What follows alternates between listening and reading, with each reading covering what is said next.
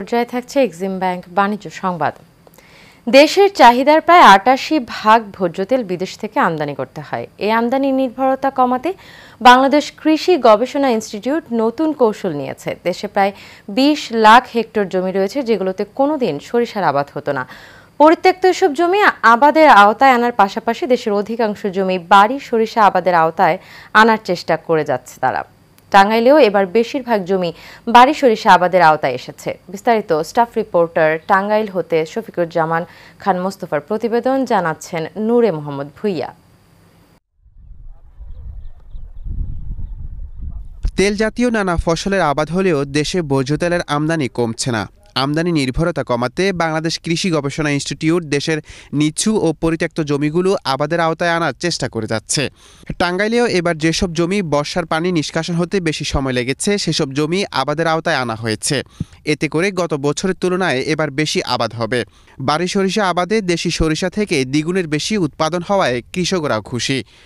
এই বীজটা আমরা বপন করার কারণে গত বছর থেকে এই বছর 2 বছর বাবদ আমরা এগুলা চাষাবাদ করতেছি। তো পূর্বের তুলনায় এরা লাভজনক। গত বছরও এই সরিষাটা আবাদ করছিলাম। আমি এই সরিষাটায় ভালো ফলন পাইছি। আমি সেদিনও ভাঙ্গাইছি 10 কেজিতে 4 লিটার 250 গ্রাম তেল পড়ছে। কৃষি গবেষণা ধারাবাহিকভাবেই গবেষণা করে থাকে। সেই ধারাবাহিকতায় তৈলবীজ গবেষণা কেন্দ্র আমাদের বাড়ির একটা বড় একটা কেন্দ্র। তারা নিরলস প্রচেষ্টার মাধ্যমে এই জাতগুলা কৃষক পর্যায়ে ছড়ায় দেওয়ার জন্য চেষ্টা করছে। স্থানীয় পর্যায়ে সরিষা আবাদ জনপ্রিয় করে তুলতে নানা উদ্যোগ নিয়েছে বাংলাদেশ কৃষি গবেষণা ইনস্টিটিউটের সরজমিনে গবেষণা বিভাগ। আমনের ক্ষেত্রে আমরা শর্ট ডিউরেশন যাত্রা দিলে সহজেই আমরা সরিষার চাষটা করতে পারবো। আর মাঘি সরিষা, যেটা কৃষক নামে পেঁচি সরিষা বলে, সেটা চাষ করলে একই জমি থেকে তারা বিঘাপতি যখন 3 মণ ফলন পায়, আমাদের বাড়ির সরিষা 14 ডিউরেশন 2-3 দিন বা 5 দিন বেশি হলেও সহজেই তারা বুড়ো চাষ করতে পারবে, কিন্তু ফলন পায় দ্বিগুণ পাবে।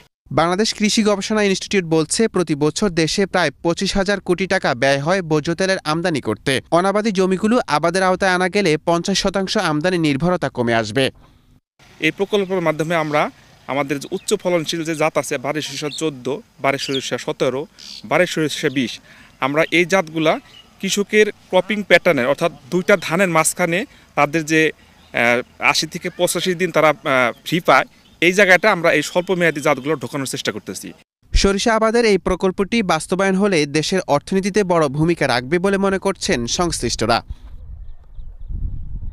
নূর মোহাম্মদ ভুইয়া, এশিয়ান টেলিভিশন।